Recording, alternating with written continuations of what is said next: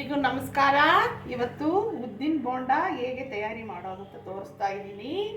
ಉದ್ದಿನ ಬೋಂಡಾಗೆ ಬೇಕಾಗಿರೋ ಸಾಮಾನುಗಳು: ಉದ್ದಿನ ಬೇಳೆ 1 ಲೋಟ ತೊಗೊಂಡಿರೋದ್ರಿಂದ ಒಂದು 4 ಅವರ್ಸ್, ಅದು ನನಗೆ ಅಷ್ಟು ನೀರು ಹಾಕ್ಬಿಟ್ಟು ಒಂದು 4 ಅವರ್ಸ್ ನಡೆಸಿದ್ದೀನಿ. ಅದರ ಜೊತೆಗೆ ಹಸಿ ಮೆಣಸಿನ್ಕಾಯಿ ಒಂದು 3, ಸ್ವಲ್ಪ ಹಸಿ ಶುಂಠಿ ಸೇರಿಸಿ ರುಬ್ಬಿದ್ದೀನಿ.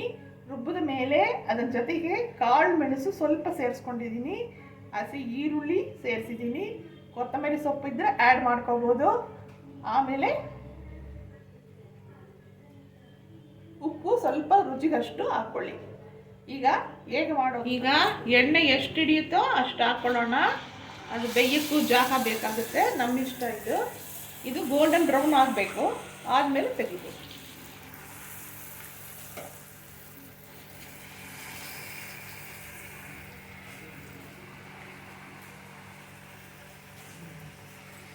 ಈಗ ಕ್ರಿಸ್ಪಿಯಾಗಿರೋ ಉದ್ದಿನ ಬೋಂಡ ರೆಡಿಯಾಗಿದೆ.